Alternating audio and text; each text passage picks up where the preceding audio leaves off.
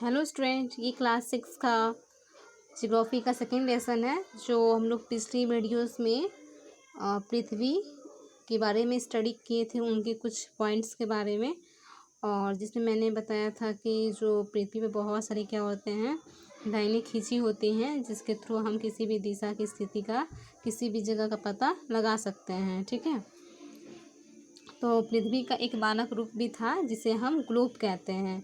ठीक है, उसी ग्लोब के थ्रू हम पृथ्वी के स्ट्रक्चर के बारे में स्टडी करते हैं। ठीक है, तो आज हमारा टॉपिक है समानांतर और मध्याह्न।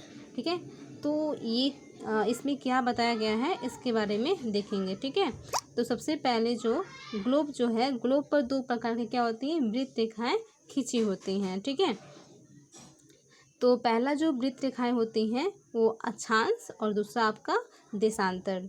अब इस जो अक्षांश रेखाएं और देशांतर रेखाएं हैं, इसको हम लोग कैसे रिकॉग्नाइज करेंगे, तो इसको हम आप फिगर के थ्रू रिकॉग्नाइज करेंगे। ओके, तो जो आपका ये आप फिगर देख रहे हो आप लोग, जो आपका पृथ्वी का एक प्रारूप है जिसे इमेजिनरी काल्पनिक पृथ्वी काल्पनिक फिगर लिया गया है।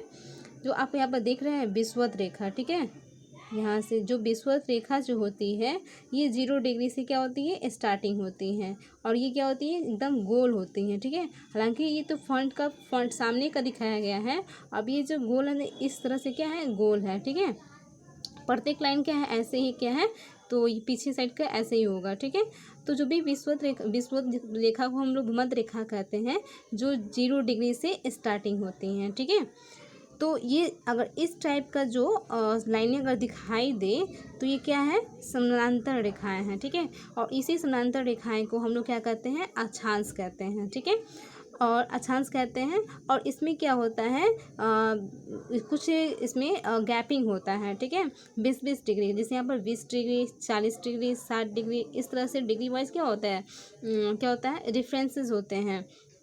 और ये आपका जो विषुवत रेखा का जो ऊपरी हिस्सा है ये आपका क्या है, उत्तरी गोलार्ध है। ठीक है, उत्तरी गोलार्ध है। और जो विषुवत रेखा से जो निचली हिस्सा क्या है, ये आपका दक्षिणी गोलार्ध है। ठीक है, आप याद रखेंगे दक्षिणी गोलार्ध है। ठीक है, अब आगे देखते हैं। और ये जो एक दूसरे रेखा क्या, ये कभी नहीं काट सकती हैं। और इन दो रेखाओं का जो समानांतर जो दूरी होता है वो 1 डिग्री का होता है। ठीक है, अब इसका जो 1 डिग्री कैसे आया, तो हम लोग को पिछली वीडियोस में इसका मैं डिस्क्राइब करूँगी। ओके, अभी आपको मैं जो लाइनें हैं, जो ग्लोब पर जो लाइन दिखाई गई हैं, रेखाएं दिखाई गई हैं, अभी उसका मैं पहचान करा रही हूँ। ठीक है, अब है दक्षिणी गोलार्ध। अब क्या है आपका देशांतर रेखाएं क्या होती हैं। जो देशांतर रेखाएं आप ये देख रहे हो ना, ये क्या होता है, उत्तरी से दक्षिणी रेखा होती है। ठीक है, उत्तरी से दक्षिणी रेखा, यानी कि आपका उत्तरी दिशा है, उत्तरी ध्रुव है, और ये आपका क्या है, दक्षिणी ध्रुव है। ठीक है, तो इस तरह अगर ये जो देशांतर रेखाएं होती हैं ये इस तरह होती हैं। ठीक है, आप देख रहे हो आप, तो आपका क्या है, देशांतर रेखाएं होती हैं। ठीक है, ये उत्तरी से दक्षिण तक का इनका फैलाव होता है, एक्सटेंशन होता है। ठीक, अभी इसी आप क्या कह रहा है कि ग्लोब पर क्या बहुत सारा क्या है, अक्षांश देशांतर रेखा जाल बनी होती हैं जिसे हम क्या भौगोलिक जाल कहते हैं, या फिर पृथ्वी का जाल भी कहा जाता है। ठीक है, आगे देखेंगे जो अब ये आप अभी इस फिगर को देखेंगे, जो पृथ्वी का जो जाल बना है जिसे हम भौगोलिक जाल भी कहते हैं। तो यहाँ पर जो आप इस टाइप पर देख रहे हो, जो वृत्ताकार पथ को जैसे ऐसे बनाया गया है, जो लाइनें रेखाएं खींची गई हैं, तो ये आपका कौन सी लाइन है, अगर इस तरह बनाया गया है तो आपका ये अक्षांश है। ठीक है, और इसको जब यहाँ से उत्तरी ध्रुव से दक्षिणी ध्रुव तक क्रॉस सेक्शन किया गया है वो आपका क्या है, देशांतर रेखाएं है। ठीक है, तो देशांतर रेखाएं और अक्षांश रेखा एक दूसरे को क्रॉस कर रही हैं।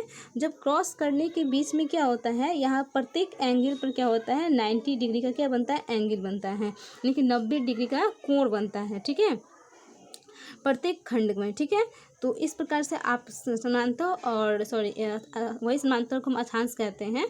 तो आप अक्षांश और देशांतर की लाइनें आप लोग को पहचान हो गई होगी। ठीक है, आई होप आप समझ गए होंगे। इसके आगे की वीडियो में हम लोग इसके बारे में जानेंगे, डिग्री के बारे में। ओके, तब तक के लिए इतना ही।